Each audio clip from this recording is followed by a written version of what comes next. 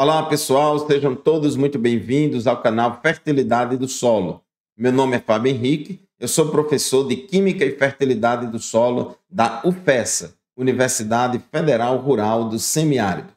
Este vídeo é fruto da parceria entre o canal Fertilidade do Solo e o canal GEP Soil Solution, liderado pela professora Laíse Vilela, da Universidade Federal de São Carlos. Se você não conhece ainda o canal GEP Soil Solution, da professora Laíse Vilela, eu convido você para acessar o YouTube e conhecer o canal da professora, onde você vai encontrar muitos vídeos sobre os mais variados temas da ciência do solo. Você vai encontrar vídeos de qualidade na área de física do solo, fertilidade do solo, química do solo, mineralogia, pedologia, classificação dos solos, onde você vai ter um guia completo de assuntos de extrema importância da área de ciência do solo. Também convido você para conhecer e se inscrever no meu canal, o canal Fertilidade do Solo, no qual nós publicamos videoaulas na área de Química e Fertilidade do Solo, como também na área de pedologia e classificação do solo. Muito bem, a nossa aula de hoje nós vamos falar sobre solos afetados por sais ou solos alomórficos. Os solos alomórficos são aqueles solos cuja morfologia é moldada pela presença de sais solúveis em excesso.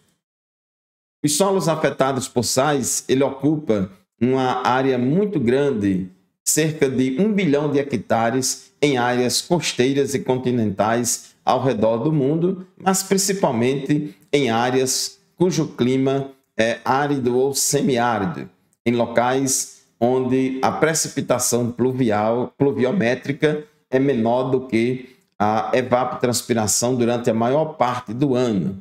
Aqui no Brasil, nós encontramos solos afetados por sais, principalmente na região semiárida. Cerca de 70% dos solos afetados por sais aqui no Brasil estão localizados no semiárido, porém podemos encontrar também solos afetados por sais em Roraima, lá no extremo sul do país, às margens lá da Laguna dos Patos, no Rio Grande do Sul. Então, nós temos solos afetados por sais em vários locais do Brasil, mas a maior parte deles está localizada na região semiárida.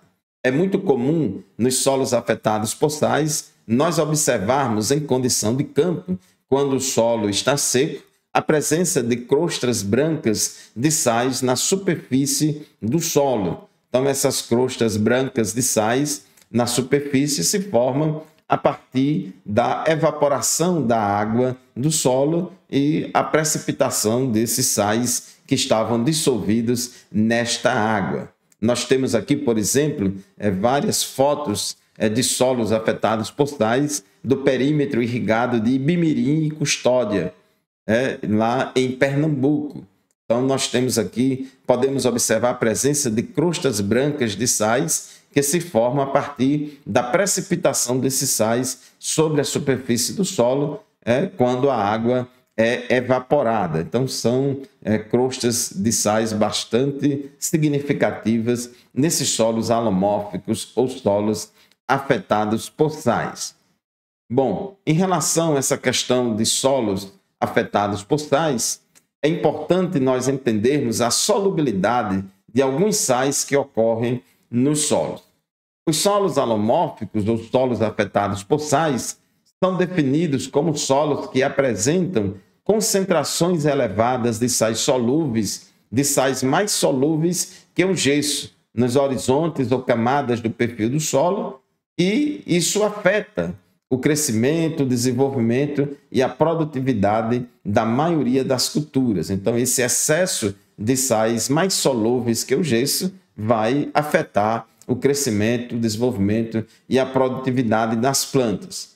Os principais cátions e ânions presentes nos solos afetados por sais, que formam os sais solúveis presentes nos solos alomórficos, são esses aqui. Os principais ânions são o cloreto, o sulfato, o bicarbonato e o carbonato, e em poucas situações, em pouquíssimos solos, pode ocorrer também a presença de nitratos, que está mais relacionado a uma condição muito específica de contaminação desse solo por nitrato ou uso excessivo de fertilizantes nítricos em alguns locais, mas isso é mais raro. Os principais ânions são o cloreto, o sulfato, o bicarbonato e o carbonato.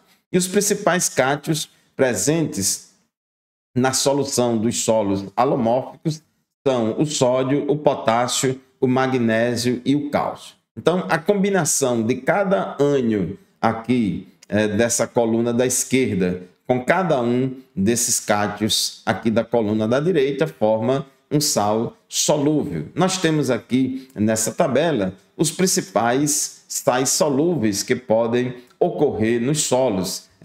Fizemos aqui uma ordem decrescente de solubilidade, onde nós temos o carbonato de potássio com maior solubilidade e o carbonato de cálcio com menor solubilidade. Esse carbonato de potássio é muito raro de acontecer, de se formar nos solos, mas chama atenção aqui os sais de cloreto. Cloreto de cálcio, cloreto de magnésio, cloreto de sódio e cloreto de potássio como os sais mais solúveis que podem ocorrer nos solos alomórficos. Temos aí depois o bicarbonato de potássio, sulfato de magnésio e assim por diante. Então, os sais mais solúveis são aqueles à base de cloreto, com grande destaque aqui para o cloreto de sódio, que costuma ser um dos sais mais presentes nos solos alomórficos. O gesso tem uma solubilidade muito baixa, 2,4 gramas por litro. Então, todos os sais solúveis têm solubilidade maior do que o gesso. E esses dois últimos aqui, o carbonato de magnésio e o carbonato de cálcio, são pouco solúveis ou praticamente insolúveis. Então, o magnésio e o cálcio, eles precipitam facilmente com o carbonato. Então, eles têm baixíssima solubilidade, menos de 1 grama por litro. Então, esses são os principais sais solúveis que podem ocorrer nos solos. Então, dependendo do solo, vão estar presentes uns em maior quantidade, outros em menor quantidade, e assim por diante. Os bicarbonatos e carbonatos, eles se originam dos materiais de origem dos solos, como os calcários, as rochas calcárias, como também das águas de irrigação, principalmente águas de irrigação provenientes de aquíferos, de águas subterrâneas presentes na formação calcária, como é muito comum aqui na região da Chapada do Apodi. O aquífero calcário Jandaíra é um aquífero cujas águas são bastante utilizadas para irrigação aqui na região e são águas nas quais há a presença de bastante bicarbonato nessas águas. As espécies químicas de carbono inorgânico que podemos encontrar nos solos e na água de irrigação e na solução do solo são essas aqui: o ácido carbônico, o bicarbonato e o carbonato. Essas três espécies químicas de carbono inorgânico também são influenciadas pela concentração de CO2 no meio, porque quando o CO2 dissolve-se em água, ele forma o ácido carbônico. Então, nós temos aqui a distribuição dessas espécies químicas de carbono inorgânico em solução aquosa em função do pH. Então, nós observamos aqui que em pH abaixo de 6,36 predomina o ácido carbônico. O bicarbonato vai predominar numa ampla faixa de pH que vai de 6,36 até 10,36. E o carbonato vai predominar em pH acima de 10,33. Observe que esse ânion bicarbonato, ele começa a aparecer na solução em pH acima de 4. Em pH acima de 4, ele começa a aparecer, só vai predominar em pH de 6,36 em diante. E também chama atenção a respeito do carbonato. O carbonato, ele começa a aparecer em solução em pH a partir de 8. Acima de 8, o carbonato começa a aparecer e só vai predominar sobre as demais espécies químicas em pH acima de 10,33. Então, muitas águas de irrigação com pH de 6, 6,5, 7, 7,5, a maioria, grande maioria das águas de irrigação tem pH muito abaixo de 8. Então, nesse caso, as análises dessas águas de irrigação, normalmente o teor de carbonato dá 0 e o que aparece mais é o bicarbonato. Então, o carbonato ele só vai aparecer na água de irrigação ou na solução do solo em grande concentração, em pH acima de 8. Então, é importante também entender que tanto o bicarbonato como o carbonato são bases, são ânions básicos. Eles causam a hidrólise alcalina da molécula de água, liberando íons hidroxilas. Definições e caracterização de solos afetados por sais. Nós temos uma primeira classificação que foi proposta e ainda bastante utilizada hoje em dia, a classificação do Laboratório de Salinidade dos Estados Unidos, em uma publicação de acesso livre, cujo autor é o Richards, 1954. Então, nesta classificação do Laboratório de Salinidade dos Estados Unidos, ele utiliza 3 critérios aqui para classificação dos solos afetados por sais. O primeiro é a condutividade elétrica do extrato de saturação do solo ou da pasta saturada do solo, dado em decissímias por metro. Segundo critério, a PST, ou percentagem de sódio trocável, que é o teor de sódio dividido pela CTC, pH 7 vezes 100, e o pH da pasta saturada. Então, esses 3 critérios são utilizados na classificação. Então, um solo normal, ou um solo que não tem problema de sais, é um solo que tem condutividade elétrica do extrato de saturação abaixo de 4, PST abaixo de 15 e pH da pasta saturada abaixo de 8,5. Então, nesse solo, as plantas não sofrerão nenhum dano. Um solo salino é aquele que tem condutividade elétrica do extrato de saturação igual ou superior a 4 e tem PST menor que 15 e pH da pasta saturada menor do que 8,5. Então, os solos salinos são aqueles solos que causam danos osmóticos às plantas. O solo salino-alcalino, para usar a nomenclatura aqui, inicialmente proposta por Richards, 1954. Então, o salino-alcalino é aquele solo que tem condutividade elétrica igual ou superior a 4, PST igual ou superior a 15 e pH da pasta saturada igual ou superior a 8,5. Então, esse solo é salino-alcalino. Ele causa também dano osmótico à planta, mas não causa dano físico ao solo, porque, embora a PST seja igual ou superior a 15%, a salinidade dele é elevada. E o solo não salino-alcalino é aquele cuja condutividade elétrica do extrato de saturação é abaixo de 4, ou seja, ele não tem problema de salinidade, mas ele tem problema de sodicidade, de excesso de sódio, porque a PST é igual ou superior a 15% e, normalmente, o pH da pasta saturada desses solos é igual ou superior a 8,5. Então, nesse caso aqui, é um solo que tem grandes problemas de permeabilidade de água, dificuldade para infiltração da água no solo devido à dispersão de argilas. Aqui no Brasil, essa classificação do Laboratório de Salinidade dos Estados Unidos tem sido usada com a alteração de alguns nomes, conforme segue. Por exemplo, essa nomenclatura salino-alcalino tem sido utilizada aqui no Brasil e em outras partes do mundo como salino-sódico.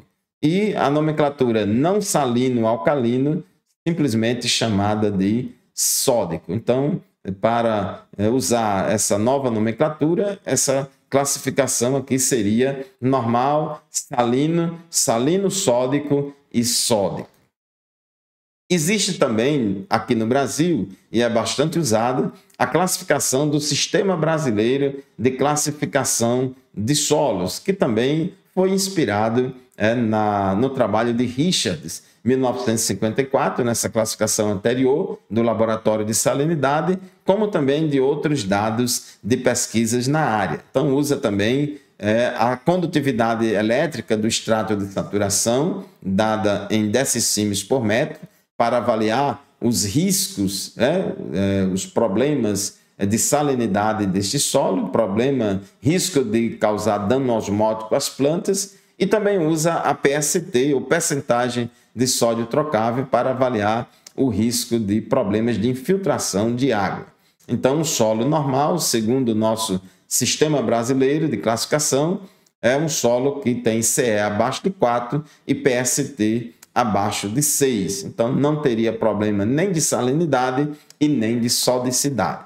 Um solo salino tem condutividade elétrica do extrato de saturação igual ou superior a 4, mas menor que 7. Então, aqui já tem um problema de salinidade já se iniciando, e um solo sálico tem CE igual ou superior a 7. Então, aí o problema de salinidade já está bastante instalado e causando dano osmótico às plantas.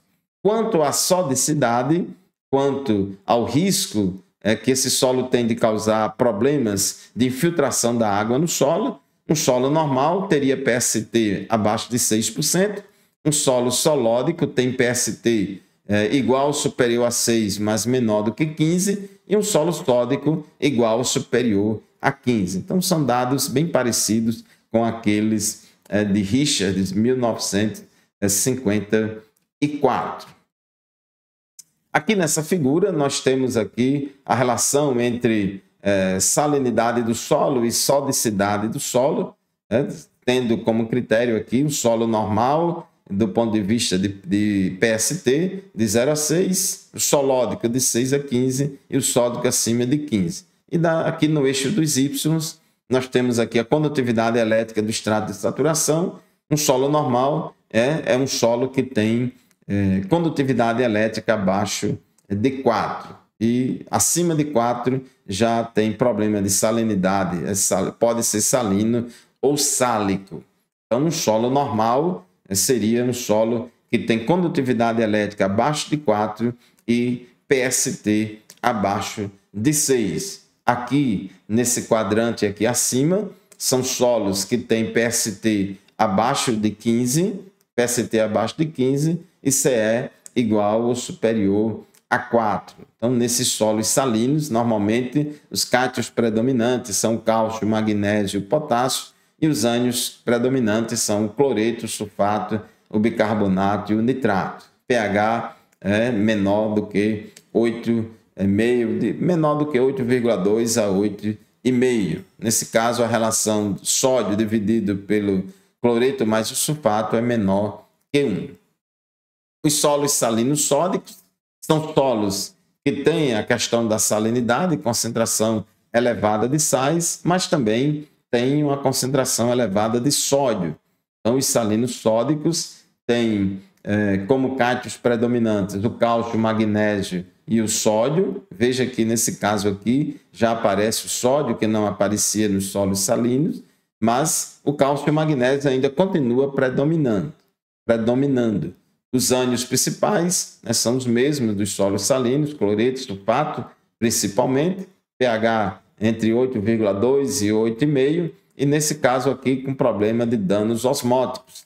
A presença dos sais em alta concentração nos solos salinos sódicos, de certa forma, mitiga os efeitos que seriam prejudiciais da sodicidade. E nessa outra situação, nós temos os solos sódicos com PST igual ou superior a 15% e com salinidade abaixo de 4 decissímenes por metro.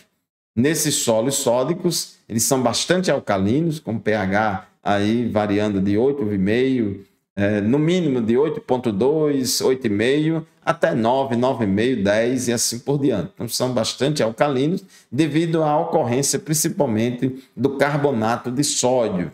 Então, o sódio é o principal cátion predominante nos solos sódicos e o principal ânion predominante é o carbonato. Então, são solos que são bastante ricos em carbonatos, e como o carbonato de cálcio, o carbonato de magnésio são pouco solúveis, então esse cálcio, esse magnésio precipita e vai sobrando na solução do solo o sódio, né? Vai sobrando o sódio, então o carbonato de sódio ele é altamente solúvel e esse carbonato vai ser responsável aí por esta alcalinidade elevada. Nesse tipo de solo, nos solos sódicos, o teor de sódio dividido pelo somatório dos teores de cloreto mais sulfato é maior que 1.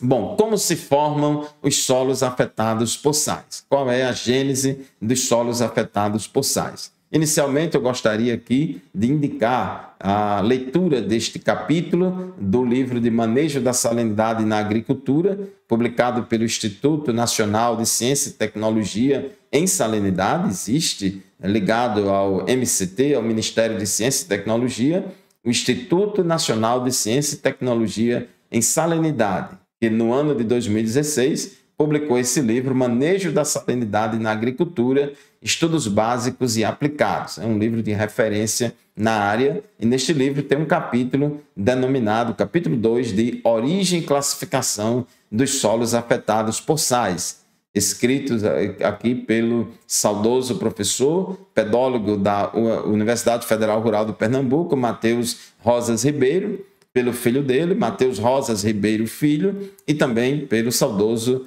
Paulo Klinger Tito Giacomini, também da Universidade Federal Rural de Pernambuco. Desde já, eu quero agradecer ao professor Matheus Ribeiro Filho, da Universidade Federal Rural de Pernambuco, por ter me cedido os originais das fotografias de perfis, as figuras que ele publicou neste capítulo, para que eu pudesse usar aqui nesta aula, nesses slides. Pessoal, é o seguinte, o acúmulo de sais solúveis no solo, ele está muito relacionado à ocorrência de uma ou mais causas listadas a seguir. Por exemplo, então é mais comum, mais esperado o acúmulo de sais solúveis em solos que ocupam as partes mais baixas da paisagem, porque recebe a contribuição de sais proveniente das partes mais altas, em solos com drenagem deficiente, em clima onde a precipitação pluviométrica é menor que a evapotranspiração durante a maior parte do ano, então fica difícil assim de fazer uma lavagem do excesso de sais do perfil, e também em locais cuja agricultura irrigada utiliza águas de irrigação de baixa qualidade associada à ausência de drenagem artificial, principalmente em solos argilosos. Bom, em relação ao processo de salinização, nós podemos classificar aqui a salinização em primária e secundária. A salinização primária é aquela que tem causas naturais e a secundária é aquela que tem causas antrópicas, onde o homem já tem uma influência muito grande. Bom, em relação à salinização primária, nós podemos ter solos afetados por sais por causa da invasão da água do mar. Então, a água do mar pode invadir o solo, o continente, e depositar seus sais nos solos onde ela atinge. Nós temos aqui, no mapa de solos do Rio Grande do Norte, é bem conhecido de todos os brasileiros que o Rio Grande do Norte é o maior produtor de sal marinho do Brasil. E toda a produção de sal marinho aqui no Brasil, ela é realizada aqui na foz do rio Apodi-Mossoró, municípios de Grossos, Areia Branca e Mossoró, como também na foz do rio Piranhas-Açu, municípios de Pendências, Macau, Porto do Mangue, como também um pouco também lá na região de Galinhos e Guamaré. Mas praticamente toda a produção de sal vem dessas duas regiões aqui, a foz do rio Apodi-Mossoró e a foz do rio Piranhas-Açu. Nesses locais aqui nós temos muitas terras baixas, com solos argilosos, planos, que sofre a influência da água do mar. Então, a maré, quando sobe, você aí tem rios e canais que essa água invade o continente e alaga essas superfícies. Então, nós temos aí solos afetados por sais devido a causas primárias e naturais. E é justamente aqui nessa região onde se tem as maiores salinas do Brasil, com a maior produção de sal do Brasil. Então, é um exemplo aí de salinização primária por causa da intrusão da água do mar no continente, onde ela deposita seus sais no solo. Também os sais que salinizam o solo são provenientes do intemperismo dos minerais presentes nos materiais de origem dos solos. Então, os minerais primários das rochas, quando eles sofrem temperismo físico e químico, eles vão liberando os sais, os cátions e ânions que formam os sais solúveis do solo. Isso é natural. Outra coisa importante nessa salinização primária é a acumulação de sais provenientes de áreas circunvizinhas e associado à ascensão por capilaridade dos sais existentes no subsolo e no lençol freático. Essa figura aqui ilustra muito bem essa acumulação de sais provenientes de áreas circunvizinhas. Então, a água do solo, a água que infiltra no solo, a solução do solo, ela pode infiltrar e haver a drenagem lateral, como também o escoamento superficial de águas que vão lavando os sais e vão depositando esses sais nas partes mais baixas da paisagem. E aqui nessas partes mais baixas da paisagem, tendo lá embaixo uma camada impermeável, normalmente as partes mais baixas da paisagem são as partes com drenagem mais deficiente e com o lençol freático mais próximo à superfície. Então,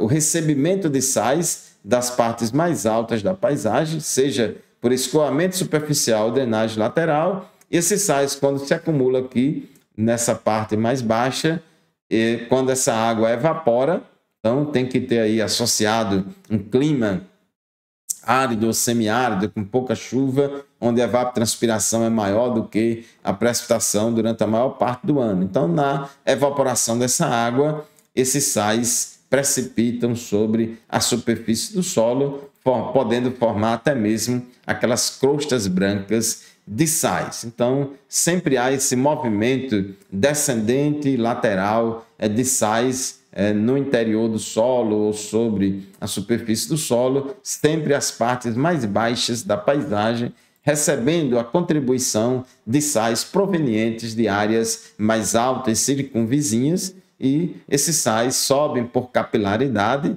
Evidentemente que quanto mais argiloso for esse solo, maior vai ser essa ascensão capilar de sais, e vai depositando eles na superfície do solo. Em relação à salinização secundária, ela é causada, por exemplo, pela utilização de irrigação com águas contendo teores elevados de sais. Os agricultores aí utilizam as águas para fazer irrigação, e cada água, de acordo com o seu aquífero, de acordo com a sua fonte, tem uma maior ou menor salinidade. Então, a salinidade da água de irrigação é avaliada principalmente por meio da condutividade elétrica. Então, mede-se. Então, todo laboratório que analisa a qualidade de água para irrigação, analisa o pH da água de irrigação, a condutividade elétrica da água de irrigação, que é uma medida da salinidade da água, e também mede a concentração dos principais cátions e ânions que ocorrem nas águas. Então, cálcio, magnésio, potássio e sódio como os principais cátions, e carbonato, bicarbonato e cloreto como os principais ânions. Lembrando aqui que na análise da água só vai dar a presença, só vai acusar a presença de carbonatos em águas, com pH aí de 8 para cima. Então é importante nós entendermos que toda água de irrigação contém sais. Nenhuma água na natureza ela é H2O puro. Então, toda água contém sais, dependendo da fonte, vai ter mais ou menos sais. Então, águas que são renovadas, como, por exemplo, águas de rios, então são águas de baixa salinidade. Tem águas subterrâneas, que são mais salinas, outras que são menos salinas, águas de barragens, de açudes, que tem também o nível de salinidade dessas águas pode variar ao longo do ano, quando o açude, a barragem está cheia, um volume grande de água, recebeu muita água de chuva, a salinidade dessa água é mais baixa.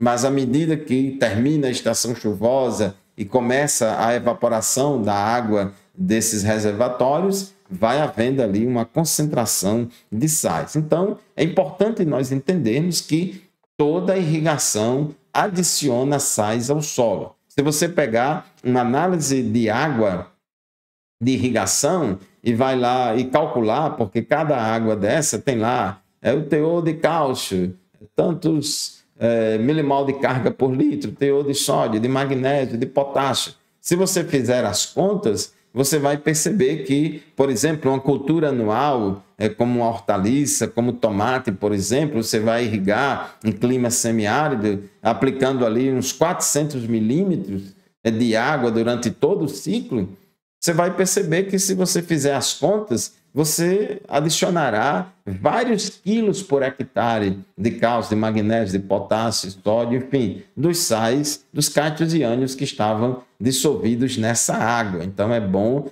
sempre a gente entender que quem faz irrigação sempre está adicionando sais ao solo.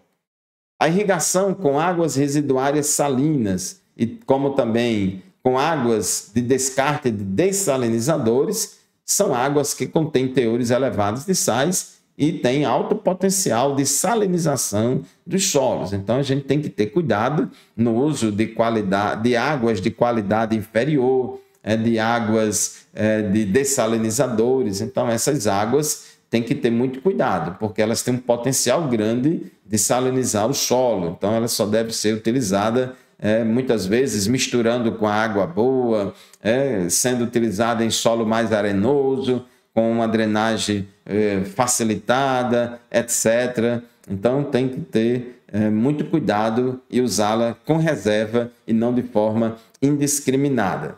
Ascensão do lençol freático pela não utilização de lâminas de lixiviação associada à falta de drenagem artificial nas áreas irrigadas. É muito comum aqui na região nordeste, no semiárido, é muito comum vários perímetros irrigados públicos, principalmente do DENOX. Tem várias áreas aí que estão salinizadas, porque o pessoal começou a fazer irrigação dessas áreas, usando lá a água lá da sua fonte, do rio, da barragem, etc. E não foi feito a drenagem. Muitos projetos de irrigação, pessoal lá divide os lotes, faz a tubulação, os canais para levar água e tal, mas os canais de drenagem muitas vezes são negligenciados. No Brasil, no passado, chegou-se a criar o Ministério da Irrigação, para incentivar todo mundo a fazer irrigação, mas era para ter criado o Ministério da Irrigação e Drenagem, porque não é possível, não se pode pensar apenas em fazer irrigação sem fazer drenagem também. Então, a irrigação tem que vir acompanhada com a drenagem.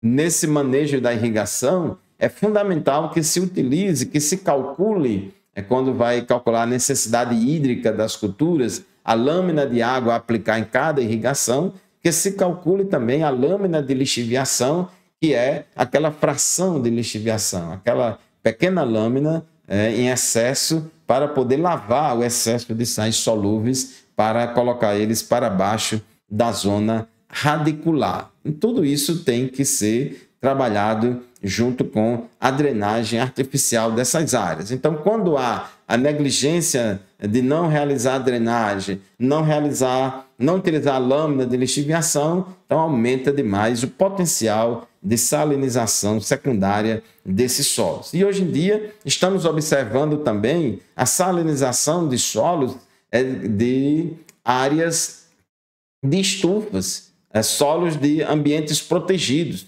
Tem muitos locais que se cultiva hortaliças, né, em ambientes protegidos, em estufas. São culturas que recebem uma quantidade grande de fertilizantes, se aduba com doses bem elevadas de fertilizantes.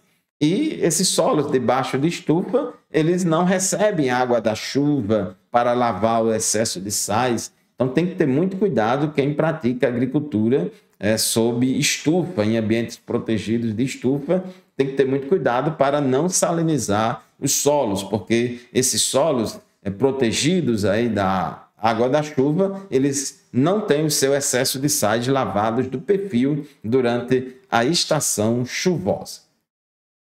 Bom, as classes de solos com maior probabilidade de ocorrência de níveis elevados de salinidade e de sodicidade em condições brasileiras são essas, as principais. Os planossolos, os neossolos, flúvicos, os vertissolos, cambissolos e gleissólicos, né? Principalmente planossolos nátricos, né? Mas também planossolo áprico, neossolo flúvico, que é um solo muito comum nas várzeas, nas margens dos rios. Então, tanto pode ocorrer ele sódico como sálico. Vertissolos também são solos que têm muita facilidade de ficarem salinizados. Cambissolos flúvicos e ápricos e os gleissolos, né? Gleissolos sálicos. Então, são os principais solos onde a gente observa. Isso não quer dizer que todo cambissolo tem nível de salinidade elevada, não é isso. Mas que essas ordens de solos aqui, planossolos, neossolos, vertissolos, cambissolos e gleissolos, são aquelas que mais a gente encontra com problemas de salinização.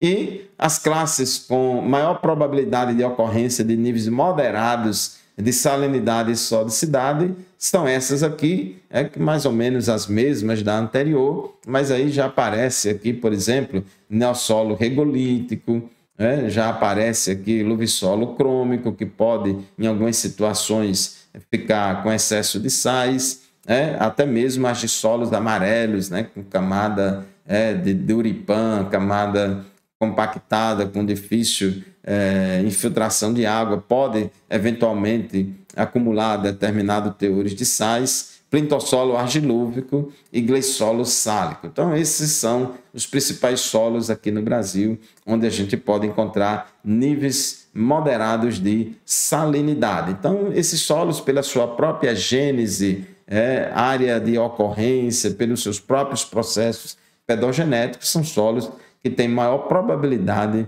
de apresentar problemas de salinidade. Aqui tem algumas fotos de solos afetados por sais, gentilmente cedidas pelo professor Matheus Ribeiro Filho, da Universidade Federal Rural de Pernambuco. Aqui nós temos o aspecto da superfície de um solo salino, extremamente salino, CE no estado de saturação de 47 decicimes por metro.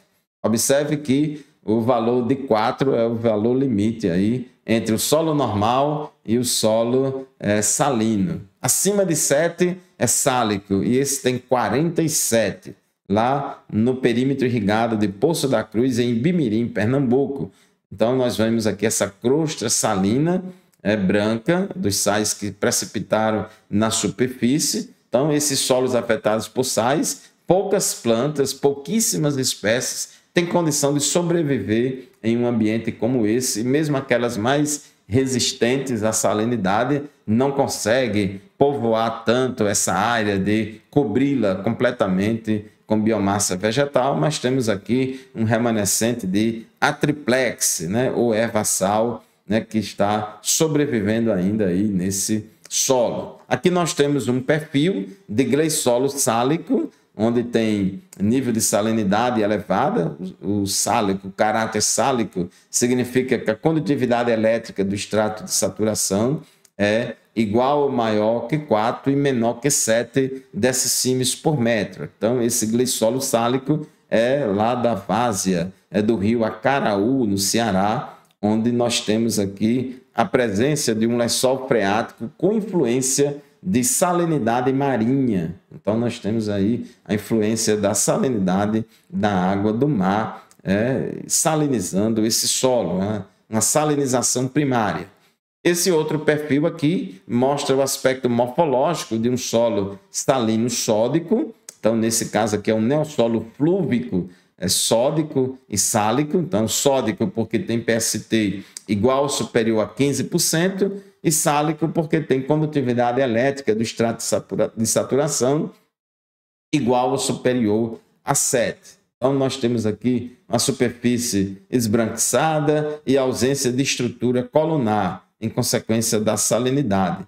Então, nós vemos aqui que, embora ele seja sódico, tem muito sódio, mas também ele tem muitos sais solúveis. Então, porque quem estuda a química do solo, estudou dupla camada difusa, sabe que o sódio ele é um íon monovalente de raio hidratado grande. Então, quando ele predomina em um solo, ele faz com que a espessura da dupla camada difusa seja maior, e isso faz com que haja uma maior dispersão dos colóides do solo.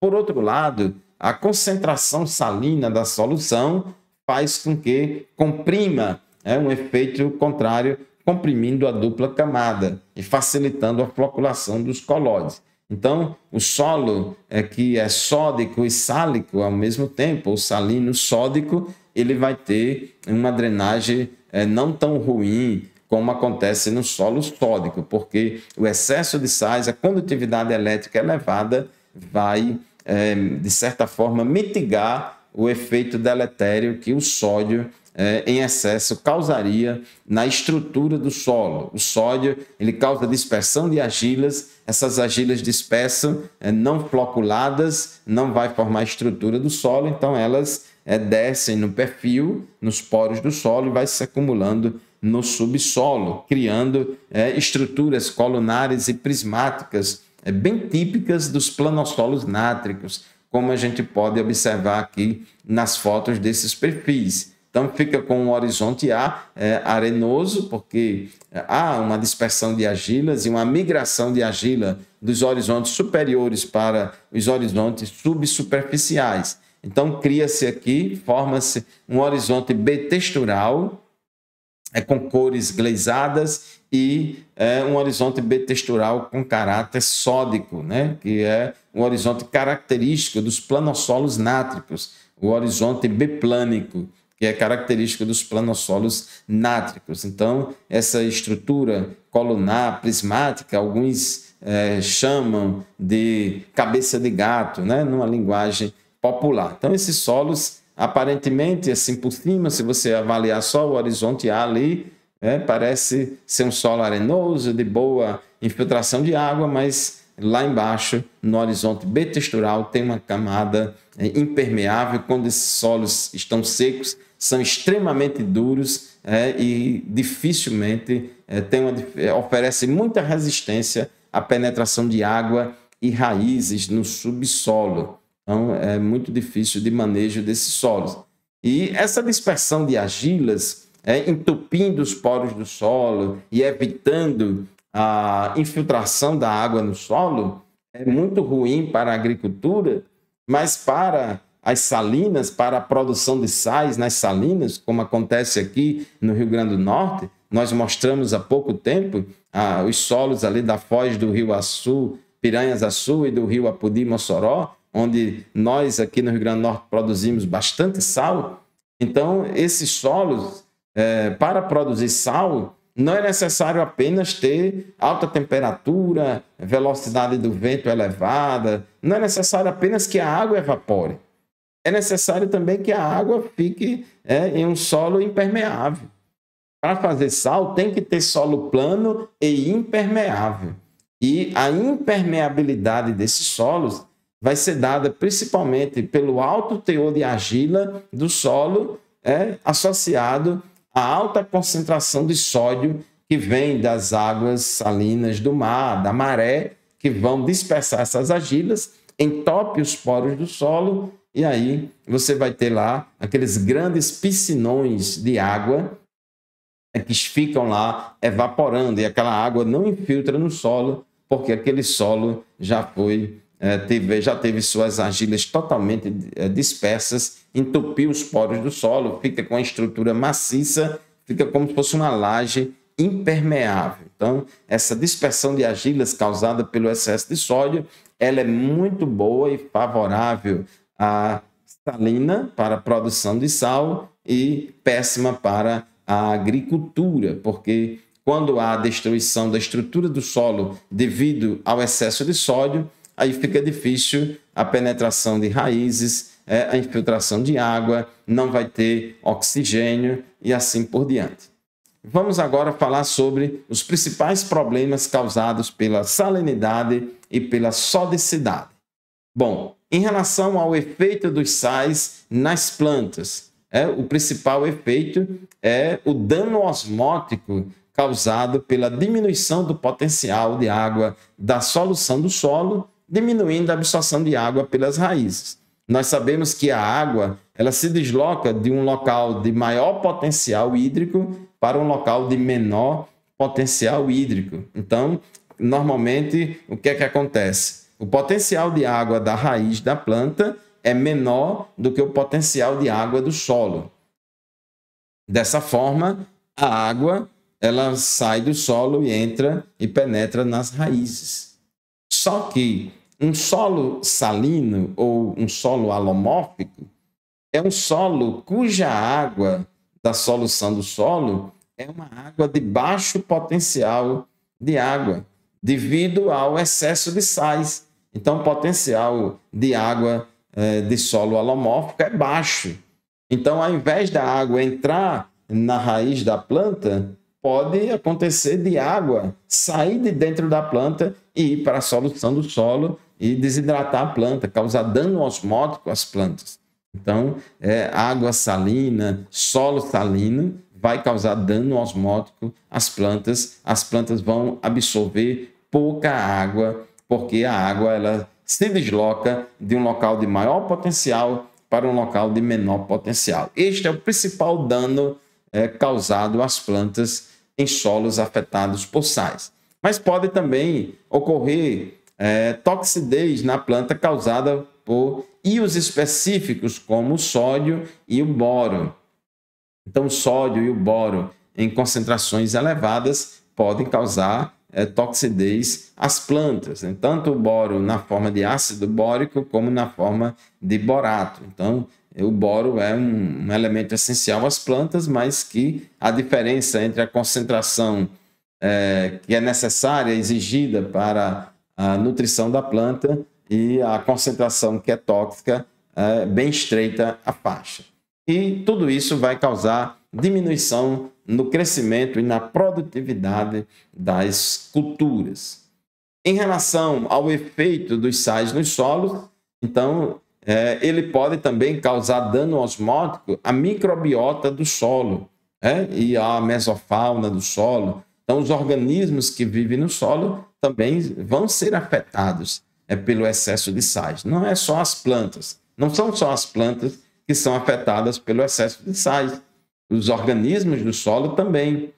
Esse excesso de sais no solo, como já falamos, quando há uma predominância do sódio nesses sais solúveis, vai haver dispersão dos colóides do solo e a perda da estrutura do solo e, consequentemente, diminuição acentuada da permeabilidade do solo. Então, essas argilas dispersas, por causa do excesso de sódio, elas vão ter dificuldade de flocular. Então, elas não floculam, não formam a estrutura do solo, porque o espaço poroso do solo é formado a partir da floculação dos colóides. Então, um solo com excesso de sódio, esses colóides do solo não vão flocular, eles vão ficar dispersos e vão descer para as camadas mais profundas do solo, para o horizonte B, subjacente, e vão entupir os poros do solo, dificultando a penetração de água, de raízes, como também de oxigênio no solo. Então, isso vai causar danos graves e também a formação de estruturas colunares ou prismáticas no horizonte B textural, muito comum, por exemplo, nos planostolos nátricos.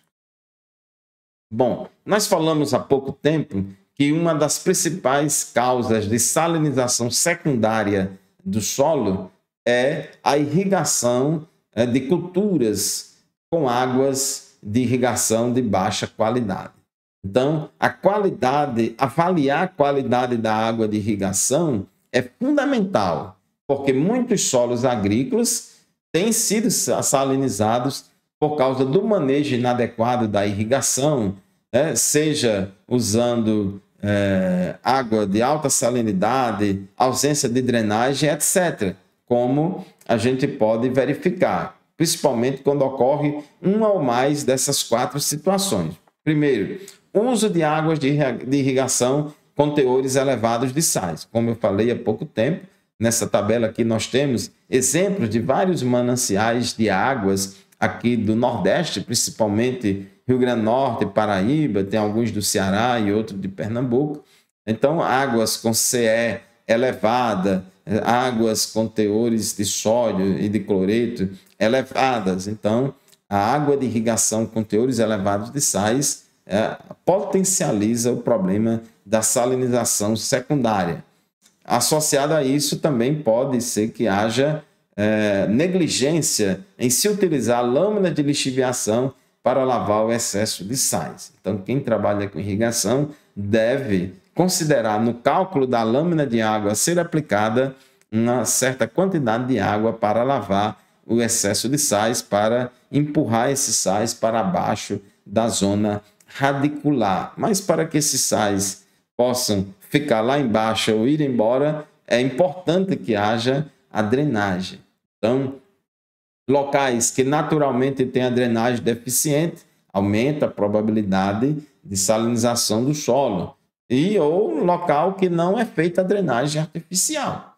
Então, drenagem e irrigação devem andar juntos, como 2 gêmeos siameses. Então, se vai fazer irrigação, tem que fazer também a drenagem. Todo projeto de irrigação, obrigatoriamente, só deve ser implementado, só deveria ser implementado se ele vier acompanhado do projeto de drenagem.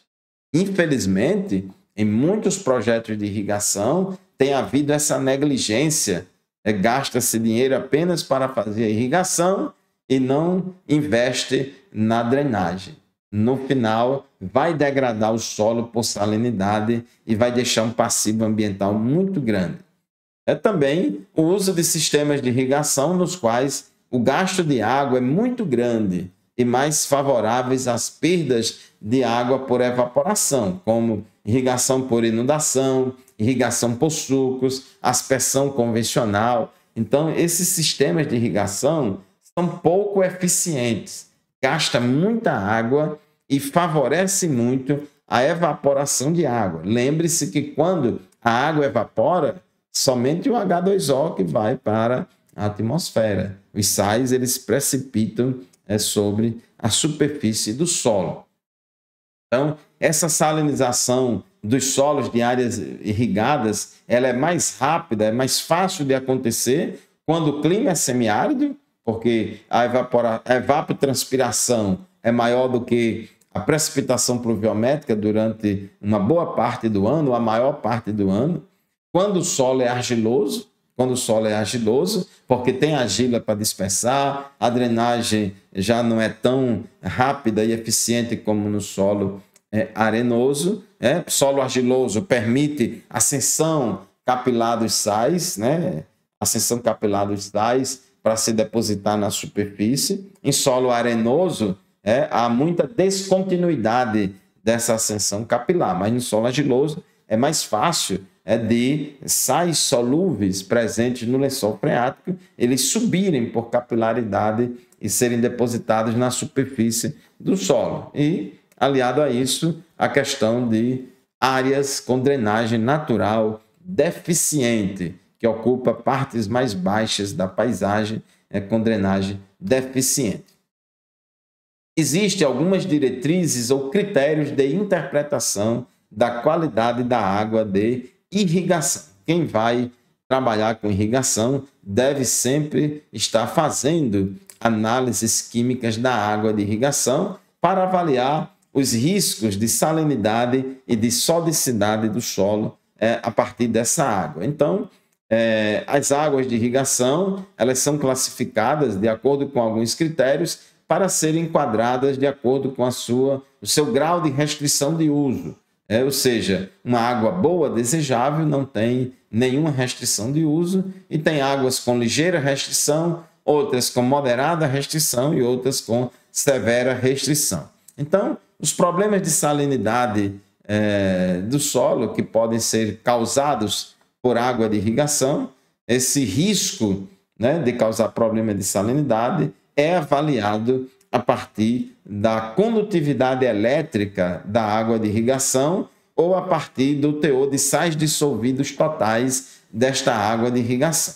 Na prática, basicamente só se utiliza a condutividade elétrica do extrato de saturação, dado em decissímios por metro. É uma análise muito fácil e rápida de ser realizada no laboratório e até mesmo em muitas situações, até mesmo em condições de campo.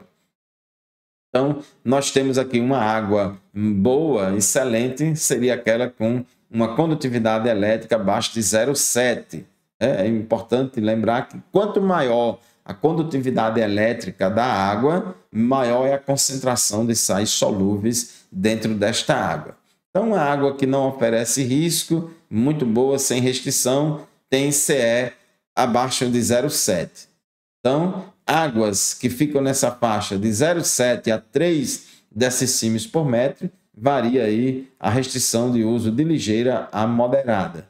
E acima de 3 decissímios por metro, então já é uma restrição severa. Evidentemente que esses números aqui, eles variam de uma cultura para outra. Tem culturas que são mais tolerantes à salinidade, então elas aguentam ser irrigadas com uma água de irrigação com uma CE mais elevada. Já aquelas culturas mais sensíveis, então tem que se utilizar uma água de irrigação com uma salinidade bem mais baixa, porque elas são menos tolerantes e mais sensíveis. Em relação ao problema de infiltração da água no solo, esse risco é avaliado medindo-se a CE da água de irrigação junto com a raiz. O que é a raiz? A raiz é a razão de adsorção de sódio. Divide-se, faz análise da água de irrigação, divide o teor de sódio pela raiz quadrada do somatório, né, do teor de cálcio mais magnésio dividido por 2. Então, isso tem a medida da raiz. Então, observe que é uma medida que está relativa, né? Tem relação aqui, é o sódio dividido por cálcio mais magnésio sobre 2, né? Raiz quadrada disso aqui. Então, uma água com raiz elevada é uma água com alto potencial de causar sodicidade no solo, de aumentar a PST do solo e isso causar problema de infiltração da água no solo. Então, esse critério aí, esse risco da água causar problema de infiltração no solo, destruir a estrutura do solo, se analisa por 2 critérios ao mesmo tempo: a raiz da água e a condutividade elétrica da água. Observe que em cada uma dessas colunas aqui, à medida que aumenta a raiz da água, você precisa usar uma água com CE mais elevada para não ter problema de dispersão de argilas nesses solos. Então, são critérios que são utilizados para avaliar a qualidade da água de irrigação, principalmente em relação a esses 2 critérios: salinidade na água, que tem todo um potencial de causar dano osmótico às plantas, e raiz mais salinidade associada à salinidade, que vai avaliar o risco dessa água causar problemas de infiltração de águas no solo. Recuperação de solos afetados por sais. Nesse quesito aqui, cumpre-se aquele ditado, devemos adotar aquele ditado: é melhor prevenir do que remediar. Por quê? Os problemas de salinidade e de sodicidade dos solos, eles devem ser evitados. Devemos fazer de tudo para evitar degradar o solo por salinidade e sodicidade. Solos degradados pelo excesso de sais, salinização secundária causada pelo mau uso do solo e da irrigação, pelos homens, por nós, seres humanos, Isso é muito sério. Então, nesse quesito, devemos evitar, porque prevenir é muito melhor e mais barato que remediar. Infelizmente, aqui no Nordeste semiárido, nós temos muitas áreas agrícolas, muitos solos agrícolas, que em condições naturais não tinham problemas de salinidade, mas devido ao mau uso da irrigação associada à falta de drenagem, água salina, etc., esses solos foram degradados pela salinidade e estão em condições muito degradadas. Aí o pessoal abandona aquela área e vai desmatar uma área nova ou comprar outra terra e vai ficando aí para trás esse passivo ambiental para a sociedade. Áreas de terras degradadas, muitas vezes terras férteis, com bom nível de fertilidade, mas que foi degradada por causa do manejo inadequado. Na recuperação de solos afetados por sais, o objetivo principal é diminuir a concentração de sais solúveis no solo a nível não prejudicial ao crescimento e desenvolvimento das plantas. Então, é diminuir o máximo possível essa concentração de sais solúveis, e aí se utilizam várias estratégias de recuperação. Todas elas devem ser adotadas em conjunto, não somente uma estratégia, mas o máximo possível dessas estratégias, e são estratégias que demandam tempo, demandam recursos financeiros e que muita gente prefere gastar dinheiro para comprar uma terra nova do que recuperar aquelas degradadas. Então, isso envolve, por exemplo, as principais estratégias, a construção de drenos para permitir a lixiviação de sais do perfil do solo. Então, toda a estratégia de recuperação passa pela lavagem do excesso de sais. Tem que ser lavado. Agora, para isso, tem que haver a construção de drenos que vão receber essas águas de drenagem com esse excesso de sais e dali ser retirada essa água para outro local.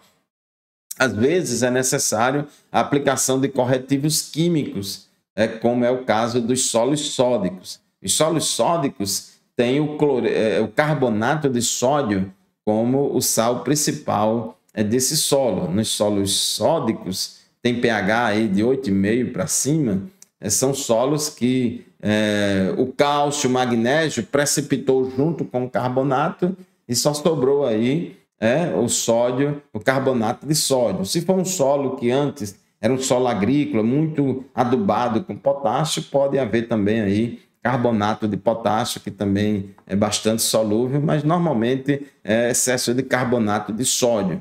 Então, na recuperação desses solos é fundamental, por exemplo, a utilização do gesso. O gesso é o sulfato de cálcio, é um sal neutro que, quando reage na água, no solo, o gesso ele não tem reação nem alcalina nem ácida, é um sal neutro. Mas quando você aplica o sulfato de cálcio, o gesso no solo, ele vai dissolver no solo, o cálcio vai deslocar o sódio das cargas negativas dos colóides e jogar para a solução, e o sulfato e o sódio que vão ficar na solução devem ser lixiviados para as camadas mais profundas do solo. Então, observe aí que se você não tiver a lixiviação, não adianta de nada, só colocar gesso não vai resolver. Você tem que tirar o sódio do sistema. Para tirar o sódio do sistema, você tem que construir drenos, e ter uma interferência, um revolvimento mecânico do solo, subsolagem, aração, gradagem, para facilitar essa lixiviação. Lembre-se que o solo sódico ele já destruiu a estrutura do solo. Todo solo sódico tem problema de infiltração. Então, você tem que combinar várias estratégias simultâneas, para poder... Você vai revolvimento mecânico do solo, você vai aplicar gesso, vai construir drenos, tudo isso para facilitar a lixiviação do excesso de sais. Aí depois você pode ter também a utilização de plantas com raízes pivotantes, né, que ajuda a quebrar camadas compactadas do solo, incorporação de matéria orgânica do solo para ajudar na estruturação do solo. Pode também utilizar a fitoextração de sais do solo com o uso de plantas halófitas, como a triplex, né, ou erva sal. Então, são várias estratégias que podem e devem ser utilizadas, né, na recuperação de solos afetados por sais, e isso demanda tempo, demanda recursos, e por isso que a gente sempre diz, é melhor prevenir do que remediar. Esta última foto que nós apresentamos aqui, ela mostra aqui várias plantas de atriplex, né, que cresceram, foram plantadas e cultivadas em solos afetados por sais, e assim essa planta tem sido bastante pesquisada pelos pesquisadores da área de salinidade, com esse objetivo de fitoextração, só que essas plantas acumulam muitos sais, tiram sais do solo, mas depois você tem que ver o que é que vai fazer com essa biomassa, né, que foi ali colhida, essa biomassa cheia de sal, porque se essa biomassa ficar lá no solo, aí não adianta de nada, você tem que tirar para fora e ter um outro destino, porque você precisa tirar o excesso de sais da área. Muito bem, pessoal, era isso que a gente tinha para falar com vocês a respeito da salinidade do solo, solos alomórficos, solos afetados por sais. Mais uma vez, eu peço para você que curta este vídeo, deixe o seu comentário, compartilhe este vídeo com pessoas interessadas neste assunto. E se você não é inscrito no meu canal ou no canal da professora Laís Vilela, aproveite e faça a sua inscrição, se inscreva nos nossos canais, porque assim você vai estar recebendo notificações de cada vez que a gente publica um vídeo novo em nossos canais. Muito obrigado pela sua atenção e até o próximo vídeo, se Deus quiser.